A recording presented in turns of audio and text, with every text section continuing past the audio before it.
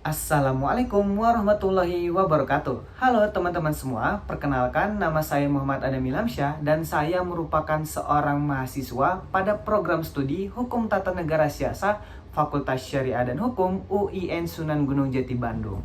Adapun pada kesempatan kali ini, saya akan membuat video tugas ujian tengah semester pada mata kuliah Dasar-Dasar Manajemen Pemerintahan yang diampuh oleh Bapak dosen kita yang terhormat, yaitu Bapak Lutfi Farizal SSIMH.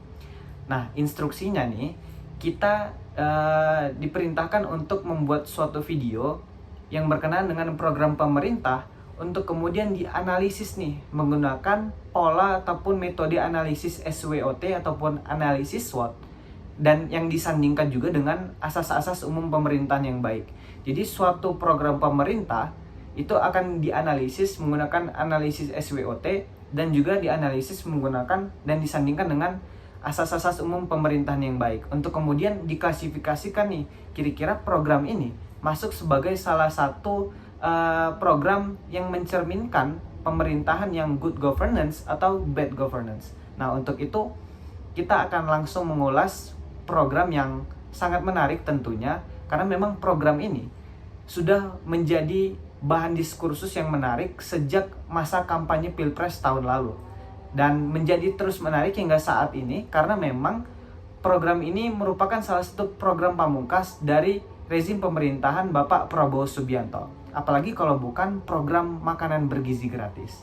Nah, program ini juga menjadi sangat menarik teman-teman sekalian karena memang sudah banyak negara di dunia yang juga melaksanakan program ini. Akan tetapi kira-kira jika diterapkan di Indonesia saat ini, apakah memang program ini tepat atau malah jangan-jangan program ini masih belum tepat untuk dapat dilandingkan di Indonesia. Untuk itu akan sama-sama kita analisis terlebih dahulu menggunakan analisis SWOT yang terdiri dari strengths, kekuatan, kemudian ada weakness, kelemahan, opportunities, kesempatan, dan threats ataupun ancaman yang ada di dalam program tersebut.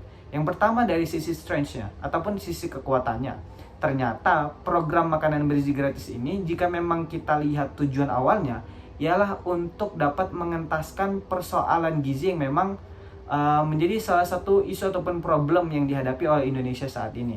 Kemudian yang kedua, memang ditujukan untuk dapat meningkatkan kesehatan dan juga gizi anak-anak, khususnya di daerah 3T dan kelompok-kelompok masyarakat yang tergolong pada klasifikasi kelompok yang masih miskin. Nah, kemudian yang ketiga, ini juga ditujukan agar dapat meningkatkan citra positif pemerintah khususnya dalam pelayanan sosial. Itu dari sisi strength-nya ataupun kekuatannya. Adapun untuk weakness-nya ataupun kelemahannya, tentu memang di samping ada kelebihan tentu ada kelemahan. Maka kelemahan terhadap program ini dari hasil literatur yang saya baca, yang pertama terdapat pada letak anggaran yang sangat besar. Karena di APBN tahun 2025, anggaran untuk makanan bergizi gratis ataupun program ini itu mencapai 71 triliun, teman-teman. Nah, ini menjadi kelemahan ketika memang program ini dikhawatirkan tidak berjalan secara efektif sehingga menjadi beban bagi APBN negara kita. Kemudian yang kedua, kelemahannya terletak kepada sosialisasi mengenai makanan bergizi dan juga makanan yang tidak bergizi nih, teman-teman. Karena di satu sisi ketika pemerintah melaksanakan program makanan bergizi gratis, contohnya ketika di sekolah ataupun ketika diberikan kepada ibu hamil dan kepada anak-anak, akan tetapi di sisi lain tidak disertai dengan edukasi yang baik mengenai makanan yang berbahaya bagi tubuh, maka efektivitas terkait program makanan bergizi ini tentunya akan jadi kurang maksimal. Maka ini menjadi suatu catatan penting sebagai kelemahan yang harus nantinya diperbaiki. Kemudian yang ketiga, ada pula kelemahan terkait dengan transparansi serta proses regulasi yang dinilai oleh masyarakat masih sangat minim. Dalam artian, ada kekhawatiran masyarakat terkait program ini akan disalahgunakan ataupun ada penyimpangan terkait alokasi anggarannya.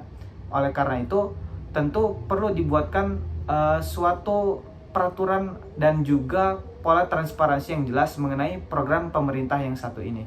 Kemudian yang terakhir, ada kelemahan yang berkaitan dengan kualitas dari bahan pangan, karena memang melihat dari praktik yang berjalan saat ini, ada seolah pendapat yang disampaikan oleh beberapa tulisan bahwasanya ada narasi bahwasanya makanan bergizi gratis ini belum mencukupi angka kebutuhan gizi seseorang dalam satu harinya. Oleh karena itu tentu ini harus menjadi suatu bahan yang penting untuk diamati sebagai salah satu kelemahan yang nantinya harus diperbaiki. Kemudian untuk yang ketiga terkait opportunities ataupun peluang dari pelaksanaan program makanan bergizi gratis ini untuk kedepannya tentu sangat baik, karena memang program ini didukung penuh oleh pemerintah yang dibuktikan dengan anggaran APBN yang sangat besar yang dialokasikan kepada program ini. Kemudian yang kedua juga telah terjalin ya beberapa sinergi antar UMKM seperti adanya dapur makanan bergizi gratis di berbagai daerah yang saat ini telah hadir dan telah diterapkan oleh pemerintah yang bekerja sama dengan UMKM lokal untuk mengelola program ini. Kemudian yang terakhir, program ini juga dapat berpeluang menjadi lebih baik lagi ketika memang mampu menghadirkan peningkatan kesadaran masyarakat mengenai pentingnya gizi seimbang, dan juga pemerintah mampu mengevaluasi terkait kekurangan-kekurangan yang ada. Adapun ancamannya yang paling utama ialah letak ketergantungan masyarakat terhadap bantuan pemerintah, karena memang program makanan bergizi gratis ini diberikan secara cuma-cuma, dalam artian memang full gratis, tidak dalam bentuk subsidi, akan tetapi memang dalam bentuk program yang utuh gratis diberikan kepada masyarakat. Nah, ini dikhawatirkan ancaman kedepannya malah menciptakan suatu bentuk ketergantungan dari sisi masyarakat itu sendiri. Kemudian yang terakhir ancamannya ialah terkait adanya peluang gejolak dari harga pangan global yang dapat mempengaruhi stabilitas penyediaan bahan yang berimplikasi kepada kekonsistenan pada pelaksanaan program ini nantinya. Dan ini merupakan pola analisis SWOT yang mungkin dapat kita gunakan pada praktik makanan bergizi gratis yang ada di Indonesia saat ini.